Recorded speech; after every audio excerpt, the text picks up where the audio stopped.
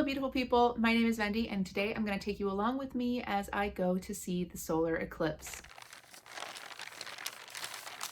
Something about the great celestial phenomenon that happened at this point, like a week ago now, got me into a very sci-fi heavy reading mood, and I figured what better way to shrink my TBR some and have it be pretty much thematically relevant than to read a bunch of sci-fi in preparation for this. I read a great deal of stuff, much of which was very much to my liking, so I'm going to kick it back to the me of the past to talk to you about that more now. So we're about T-minus 4 days till the solar eclipse, and my friends and I are going to be doing like a road trip up to one of their hometowns that's in total totality. And I just finished reading Zenith by Sasha Alsberg and Lindsay Cummings.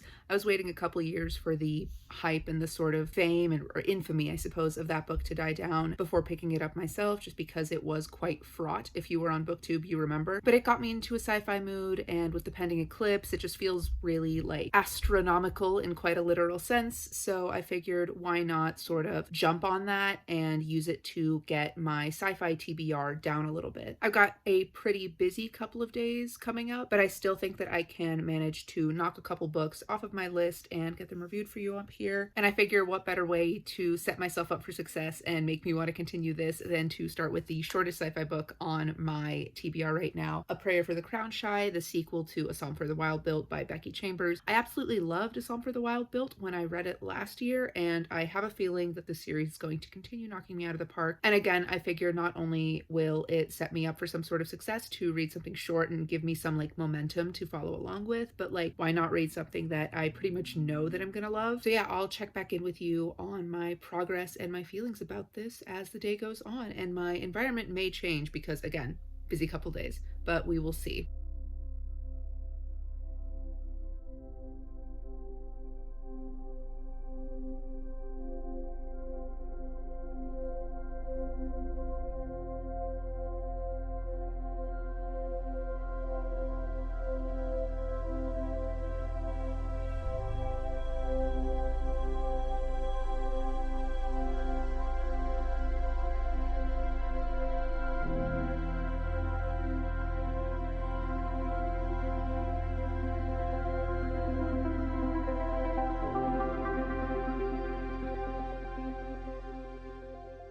Hey, so sorry for the gap between actual updates. Yesterday was way more hectic than I intended it to be. I intended to like give intermittent updates and explain how I was feeling as I was reading it about A Prayer for the Crown Shy, but what happened instead was it just absolutely took over my whole brain and I sort of sped to the finish. The ending did wreck me a little bit, as you probably saw, and I started on Harrow the Ninth, my restarted reread thereof, mostly because though I wanted to immediately review it, I didn't know how I'd be able to do so without crying, just because it punched me in the heart in the same way that the predecessor did.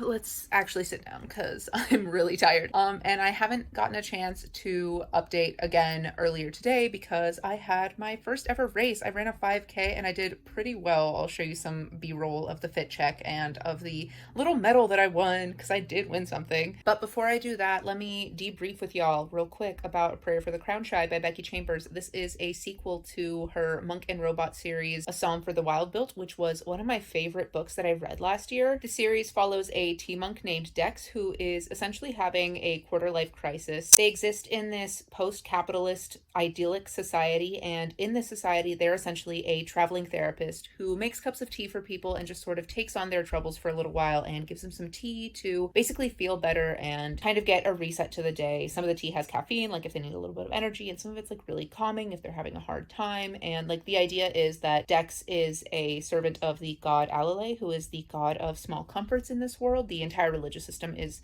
really nice, and it's all about like the balance of the world and the way that humans are part of that balance in a way that I think is pretty neglected in a traditional capitalist society. But Dex becomes pretty restless even within this system and goes off into the wider world, and while they're there they find a robot named Moscap, and robots gain sentience and separated themselves from humans like hundreds of years ago, and robots really haven't been seen since, and Moscap is delighted to see Dex and asks them what it is that they need, because that's a question that the Robot Council has essentially decided, like, is the right thing to ask a people who they don't know how they got on without the robots around to help them with their every whim, the way that robots used to be doing. A Prayer for the Crown Shy basically picks up where that one left off, except this time they are on more even footing. Dex has kind of come to some conclusions about themselves and about allowing themselves to have a little bit more time to figure out what it is they want to be doing. And if that means taking a pause from tea-monking for a little while until they find out if that's where their passions lie, because they're just like super burnt out,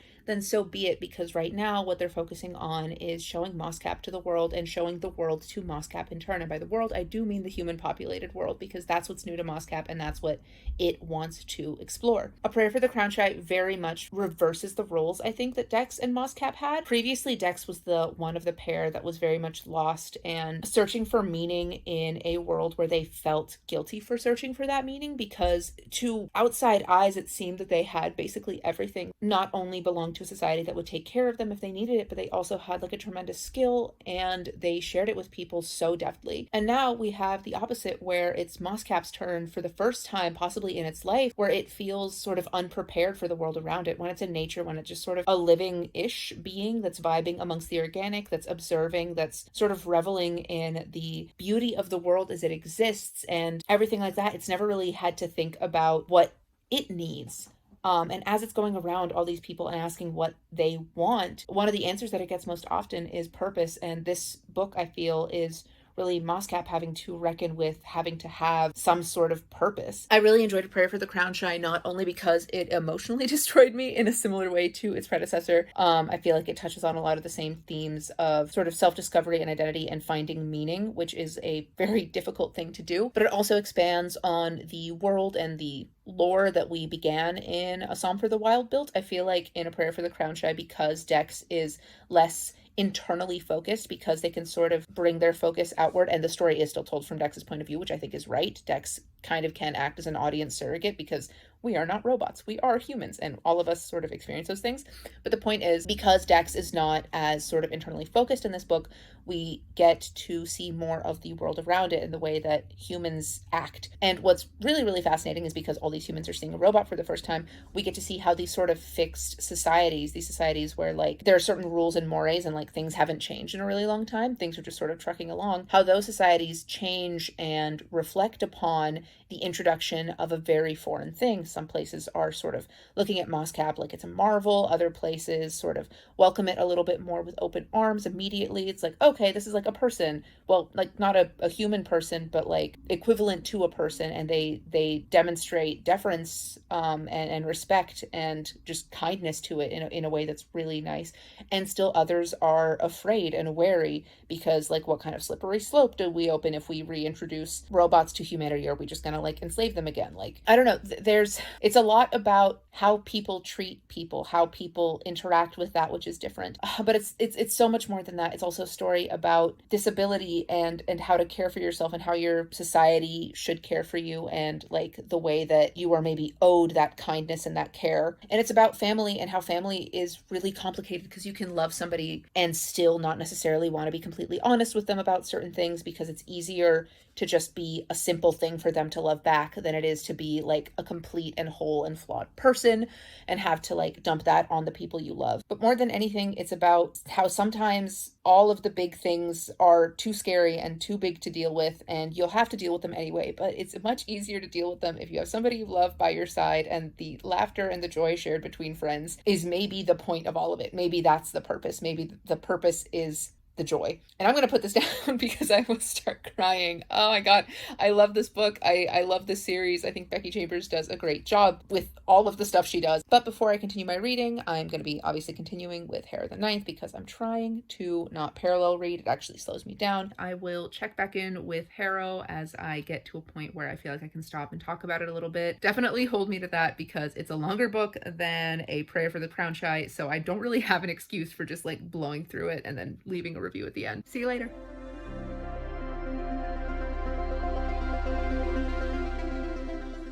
I've done another bad job of updating, because last night and most of the day up until now, it's about midday, was spent packing and basically getting ready for the road trip up to Vermont to go see the eclipse, the sort of star of the show, as it were. And I didn't actually end up reading much of Gideon, but I did continue my read of Scared Little Rabbits by A.V. Geiger, which I don't know if I want to talk about it in this vlog on account of it's not like sci-fi, and that's sort of the vibe of this thing, but also because I just don't really like it. We are 2/3 of the way through this 350-ish page book, and we are just now getting to the inciting incident that is mentioned in the blurb on the back. And anything with that kind of pacing better have really kind of incredible characters to balance it out, and this book just does not. But yeah, I'll save that for my end of the month review, and I'll keep this to the sci-fi books that I'm reading during this time, because I want to keep this vlog very positive, very happy, because I'm in a very positive, happy place. Everything is good, everything is awesome, and I am just so thrilled to be hanging out with some of my favorite people and getting to witness this really, really cool thing. But because I'm a completionist, I do need to know how this ends, so I'm gonna blast through it, and then I'll be back to talk about Gideon as soon as possible, or Harrow, you know what I meant. So I did the thing again where I didn't check in last night, which I think is pretty fair, all told. I had some like dinner plans, really sweet. It was very chill, and I didn't want to have like my phone in other people's faces. And then today was all about Eclipse prep. We got some dinner going, or sorry, breakfast going. Not much reading done, all told. Frustratingly, I finished the terrible book, which I will be reviewing in my end of the month wrap up. But for now, it is time to head to the place that we are going to be watching the eclipse from. I'm very excited. It's the second time I get to see a solar eclipse, which is huge. I didn't really think that I would have the opportunity to get to see one again, but we're super lucky. The sun is out, it's really bright and clear, the company is great, and the weather is wonderful. So I will check back in with you as the sun begins to disappear from the sky.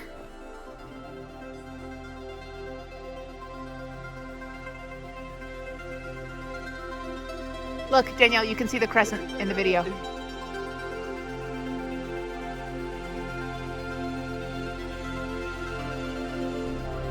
The darkness is coming. Whoa.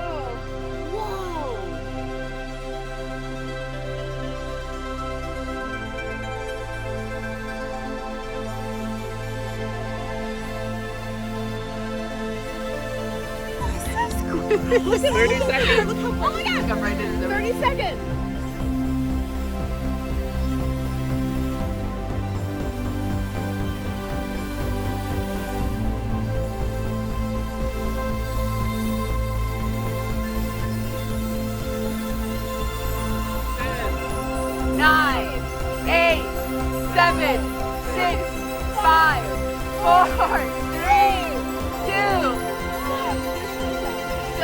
When you see nothing through your glasses, that's when it's safe. And that's now. Nothing. That's now, almost. Holy shit! Whoa! Oh my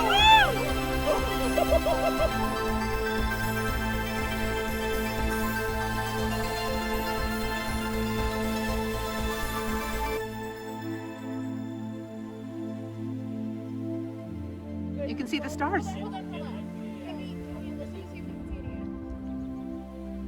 You hear humans?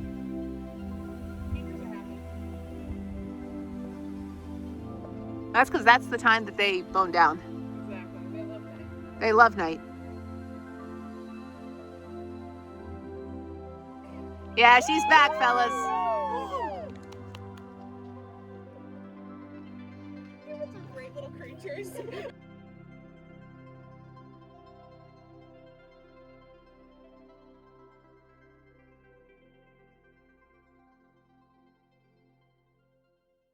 Hi. So it's been a couple of days since we've gotten back. I didn't do much reading in the car on account of, I don't know, something about the immense amount of traffic, plus like maybe something that I ate just made me a little nauseous. So we just spent the time like listening to some podcasts instead. So I haven't gotten much further into Hair of the Ninth, and I'm hoping to at least get part of the way through and like give you some like midway feedback before I end this video. But before I get to like sitting down and hunkering and reading, I did hear through the grapevine, and by the grapevine I mean like one of the myriad like fantasy news update channels that I watch on YouTube, that Jeff Vandermeer's Annihilation series is getting a set of new covers as well as a new addition to the series. And this is one of my friend Adelaide's absolute favorite books. So in the service of like both getting this off of my seemingly endless TBR and also reading a book that one of my dear friends really enjoys and getting to chat about it with her, and sort of feeding on the hype that the new edition of the series plus the beautiful new covers have like recently made me more hyped about this book for, I figured I'd capitalize off that and try to get through this and give you my thoughts before I dive back into Harrow. I don't know, I'm trying to just like let the reading take me where it will rather than trying to guide it myself. So that's what we're going to be doing today. Apologies for the chaos. It's like this all the time, so I guess welcome aboard.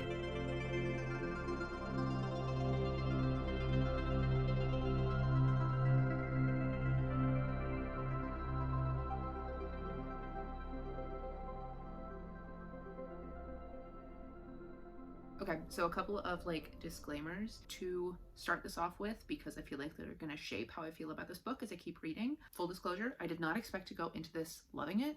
I'd heard some pretty mixed things. So again, my friend Adelaide really likes this book, and my partner did not like it as much.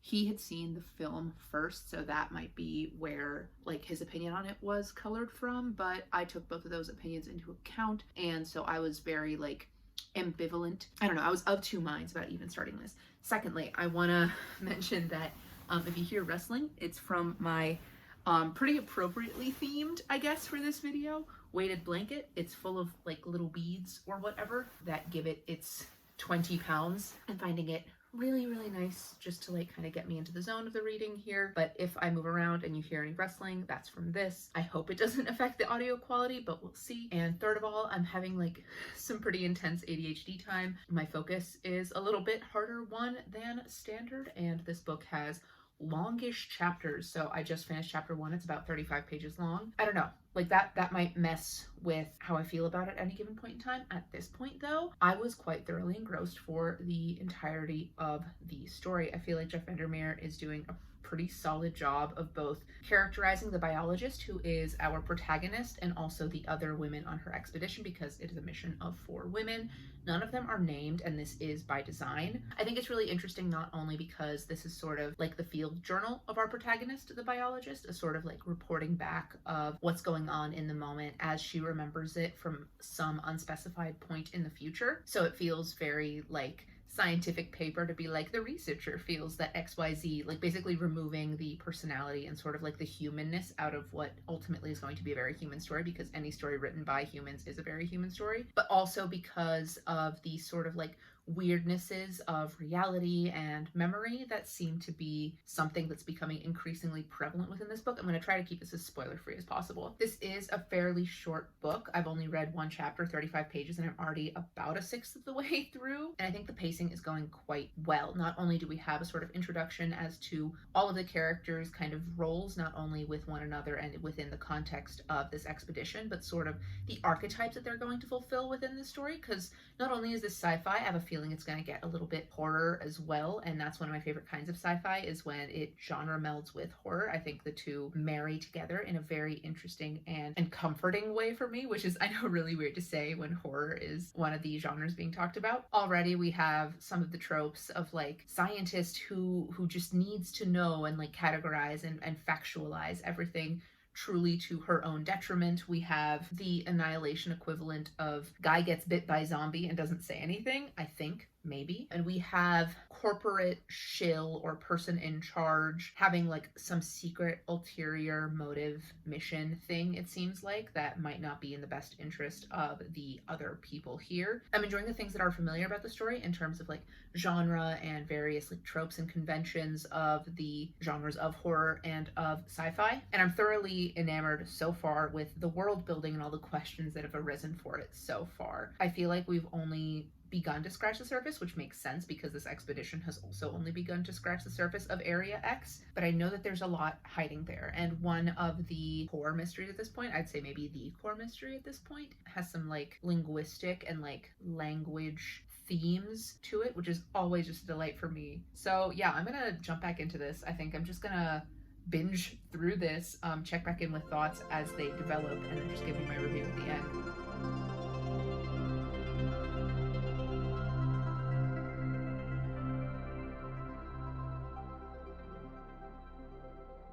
Just a teeny tiny check-in. I'm about halfway through Annihilation. I am really struck by how much has managed to happen within like quite a short page count. To avoid spoilers as much as I possibly can, there have been some changes not only in the sort of biological reality of our protagonist, the biologist whose name we still don't have, but also in terms of what we know about her past. We are now getting the present of the story, so like the things in her journal entries that she's sort of recounting of this mission, interspersed with little bits of her past, her life before. We learn that her husband was part of a previous mission to Area X, and we learn some creepier and scarier and ever more tension-building things about a particular landmark that they're dealing with here. Interspersed with all of that, we get tension between some of the characters. The surveyor, who seems to be the only ally, and I even struggle to call her that, to the biologist. I don't know, at this point, while we're getting some answers, all they're doing is serving to create new questions, circling and pointing to the bigger picture of what really is going on here. A thing I really enjoy is because we are getting this from the first person of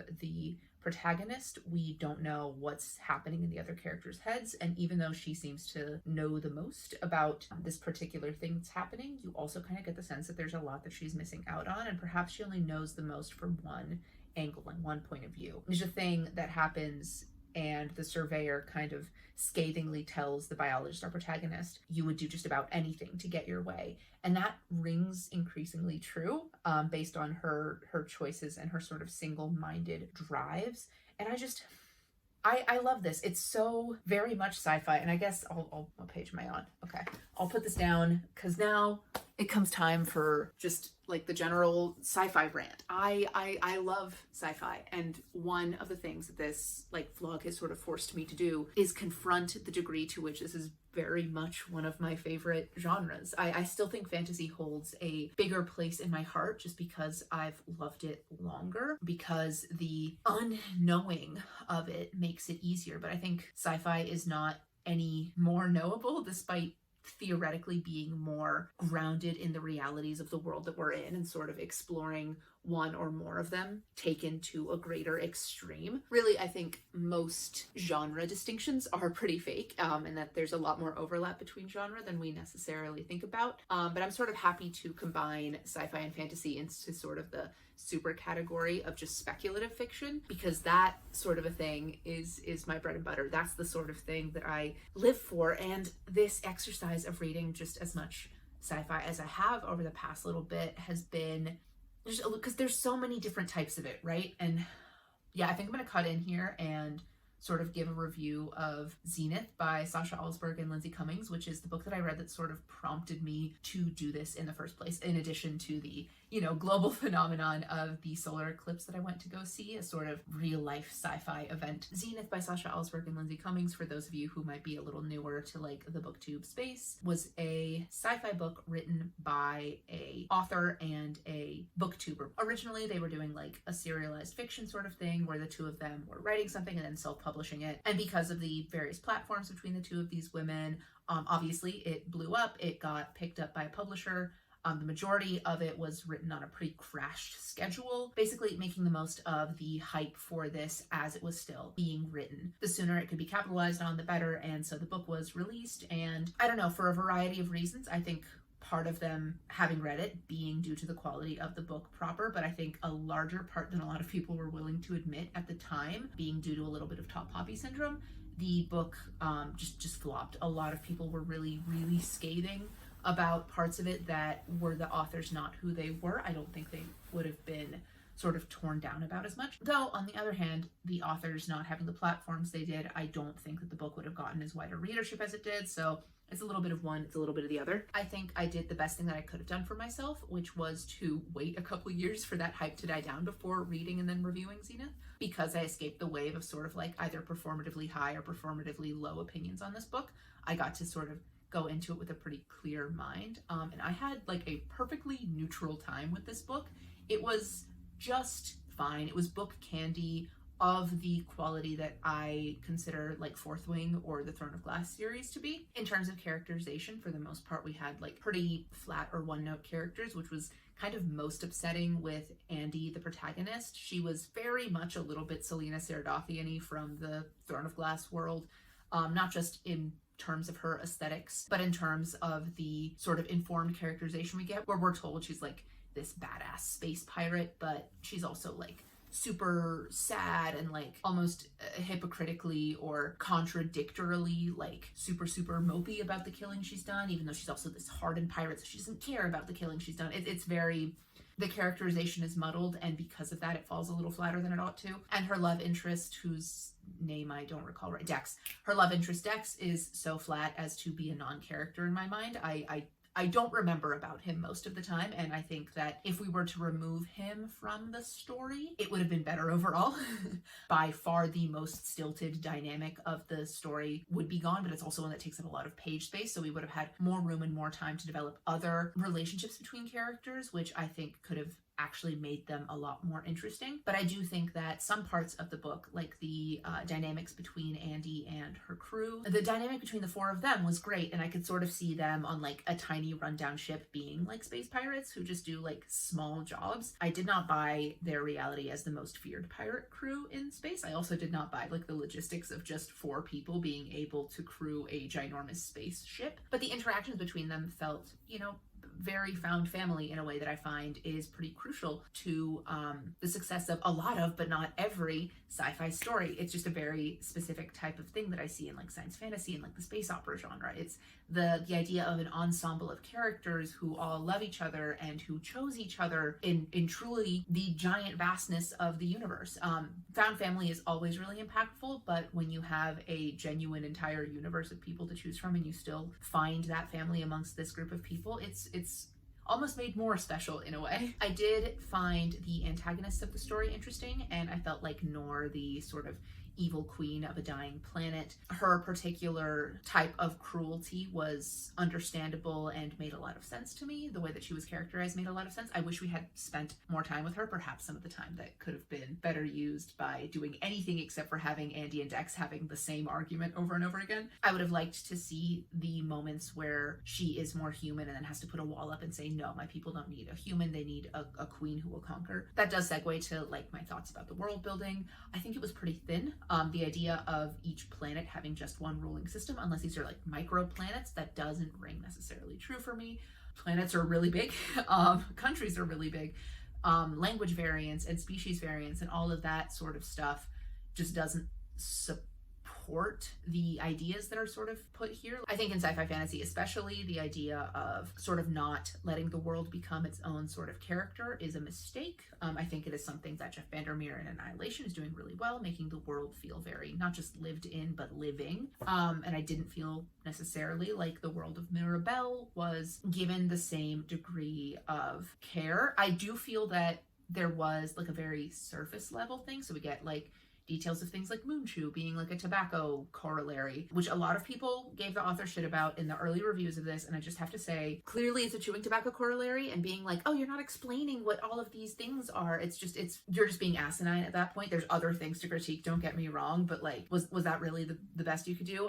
Methinks the reviewer doth protest too much about the poor quality of the book, like if that's really the sticking point. And the surface levelness of the world building did allow it to be still very colorful, and as long as you didn't think about it too deeply, it was just like a very like fun technicolor place for the plot to be happening. And for a book like Zenith, I think that's all it really wanted to be. It didn't have to be any further than that. It would have been nice, but again, this is like book candy. It's not meant to be fantastic in the same way that we're never supposed to see Selena actually be a good assassin, because the point of her being an assassin is because it's a cool, like, sexy, interesting, edgy job, not necessarily because it's going to have any merit on the rest of the story.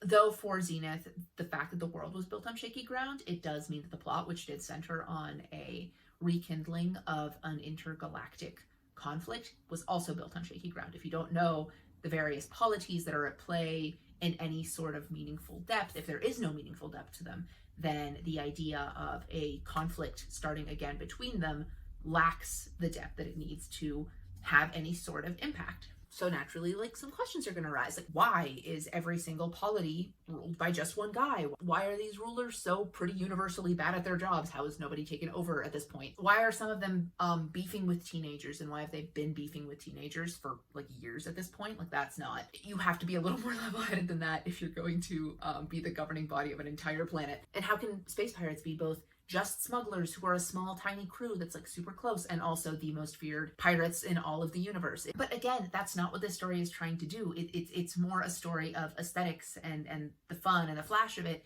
than it is about any necessarily great depth of feeling. It's meant to be fun, and it is fun. Despite being like, I think 600 pages long, it does read relatively quickly. And I've mentioned, I think, Sarah J. Maas a couple times, specifically the Throne of Glass series, because it's very clearly an inspiration to both of the authors, so both Sasha and to Lindsay. I honestly think that if people weren't so willing to scrutinize Zenith as heavily as they were, given who the author was and her platform on BookTube, that the same audience who finds a lot of joy and a lot of fun in Throne of Glass in terms of it being like a starter fantasy and that it's not all that complex and thus very, very easy to get into, and if you're not used to it, you won't necessarily see all of the glaring plot holes and problems with it, would have found similar enjoyment in Zenith. But it is book candy. Zenith is fun. It is wide in scope. It is a space opera built on the flash and the aesthetic of the genre. And on the other hand, we have books that are similarly enormous in scope, like Tamsin Weir's Locked Tomb series. We're also intergalactic, but the dynamics between the characters are far more rich, and the world, the lore, the religiosity, the contempt that the various houses have for one another are deeply ingrained into the interactions between the characters and the way that the world shapes itself. One of the things I'm really enjoying about this read through of Harrow is seeing from a different lens what that world looks like, especially as the lens of Harrow now, following the events of Gideon, has changed so dramatically. And then on the other hand, we have, again, Annihilation, whose area of scope, so the world that we're actually exploring, this area X, is so much smaller. It's so insular that it, instead of sort of spiraling out in terms of being a greater and greater thing that we need to focus on, very much spirals inward, but it does spiral. And as you get deeper into it, as you learn more about it, you kind of get sucked into the minutia of this world. Instead of it being giant planets, you're getting pulled into like the biological significance of like tiny spores of fungus. And instead of the deep camaraderie of the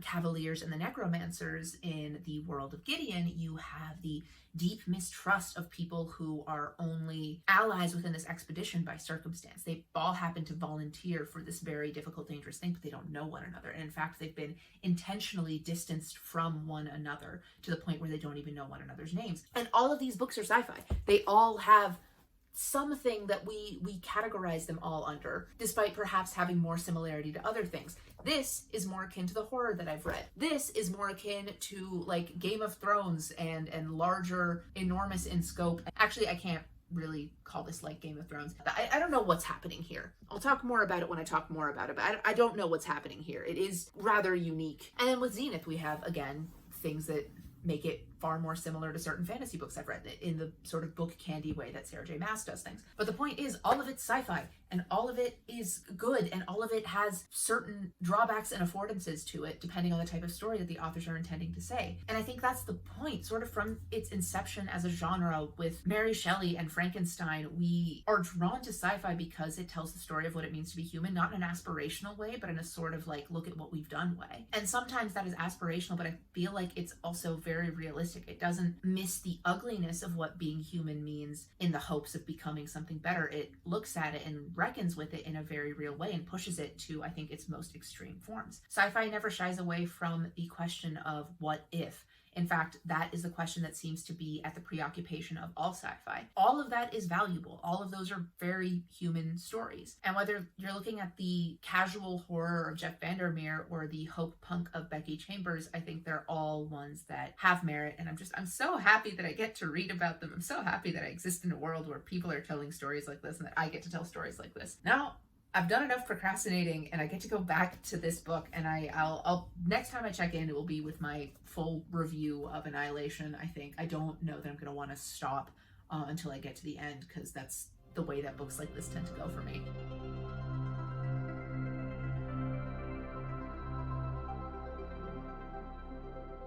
It is pretty late, so I think that after this sort of mini review, I'm gonna head to bed and bring Hera with me, though I will not be bringing my phone to record. The basic plot summary of Annihilation is that of following the biologist, 1/4 of the 12th expedition sent by the Southern Reach, a company basically exploring Area X, a part of the world wherein some sort of calamity has occurred. At first, Area X seems to be pristine wilderness, untouched by the many grubby little fingers of humanity, but as time goes on, it becomes very clear that something strange is going on. And despite there being only like small old remnants of the humans that once used to live here before the cataclysm, there is a new structure that the expedition begins to look at, a sort of hole in the ground that everyone calls the tunnel, except for the biologist, who cannot shake the feeling, the idea that it's a tower. In their first expedition of the tower, the biologist ends up inhaling just the tiniest little spore, and changes begin happening, not only to her, but within her understanding of Area X,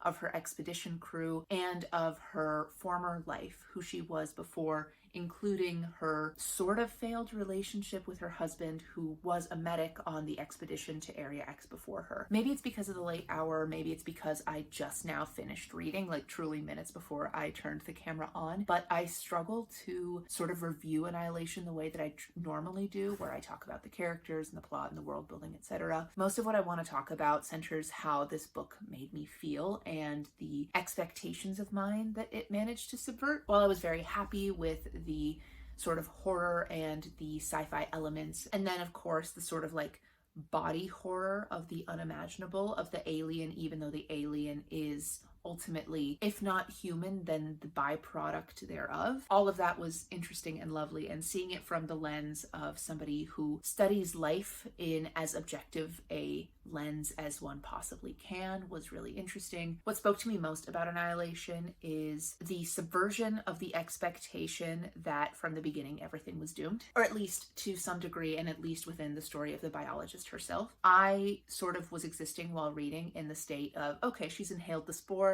she is gone. She's a goner. It's over. Whatever remnants of sort of agency and thinking that she has, any control of her body, even the way that it moves, the way that she thinks, all of that is an illusion. And as the story goes on, by the time we reach the end, it's going to just be a tragedy. She will be just like a sack of meat that is operating under the instruction of some other greater thing that has colonized her. And while Annihilation does very much have to do with the cyclicality of human curiosity and the cyclicality of human greed, it's very much a story where, though that is very much at the heart of Annihilation and at the core of it, the great big monster, the thing that ruins us, but is it really a monster, or is it just a living thing trying to do as living things do, to propagate itself? Is it only a monster because it destroys the human? Regardless, at the heart of itself, the core of this monster, the reason that it keeps growing, the reason that it keeps spreading, is because we keep throwing ourselves to it as fodder for its growth. And it can't help being what it is, and we can't help being what we are. I'm siding with the humans here because I am one, I guess. But the point is, the biologist,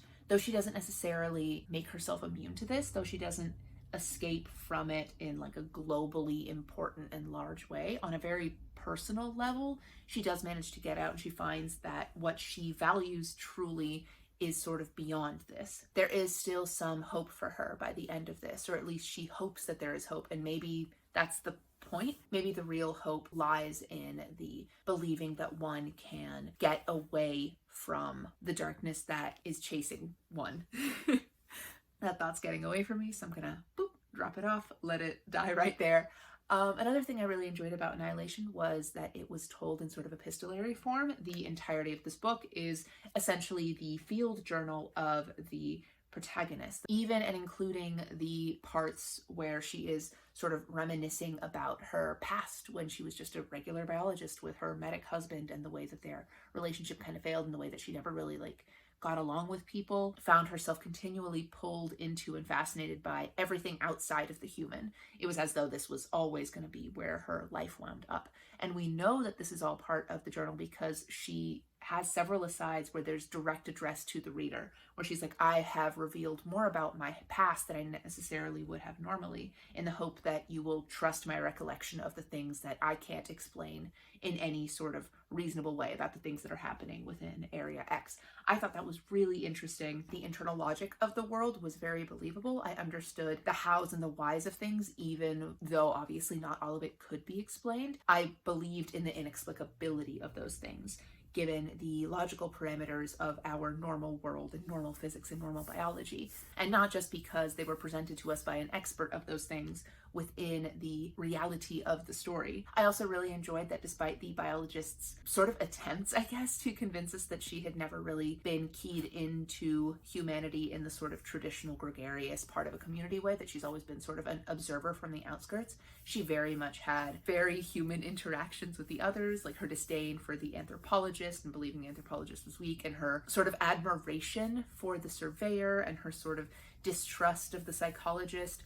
All of those things just felt so, I don't know, human and community building. And obviously you're not going to like everybody you work with. I don't know, it felt very real. The only thing I sort of regret is that we didn't have more time together, but I did enjoy the sort of fast pace of this. Yeah, just concluding thoughts, I really enjoyed this book. I am definitely Team Adelaide in terms of where I fall in the spectrum of like liking this to not liking it. I'm very excited to see the film now, to see what changes they've made, and to continue on with this story. This was just a very fun, weird little book. But now I'm putting it away. I'm gonna go get my teeth brushed. I'm gonna get my pajamas put on. I'm gonna read a couple pages of this before I head to bed for the night, and then I will check in. And here I am back with my first, I guess, 50 pages of Harrow the Ninth to talk to you guys about before closing out this vlog. I've realized that my reading of the Locked Tomb series is always going to kind of go like this, where I have a few false starts as I sort of get back into whatever Tamsin Muir happens to be doing. For my first attempt at reading Harrow, I think it was just the shock of having it be told so differently than Gideon was, followed by the immediate 1, 2, 3, 4, a million punch of basically being gaslit and told by this narrative that something completely different happened than what I remembered happening from the first book. So I do think that I am benefiting from having reread the first portion of this book a couple of times now. I am leaning into trusting this narrative to be telling me what it wants to be telling me without necessarily trusting it to be true within the context of the greater world at large. I think reading all of the sci-fi that I have up till now throughout the past couple days has kind of primed me to really be able to dive into Harrow and sort of sink my teeth into it and actually finish the book.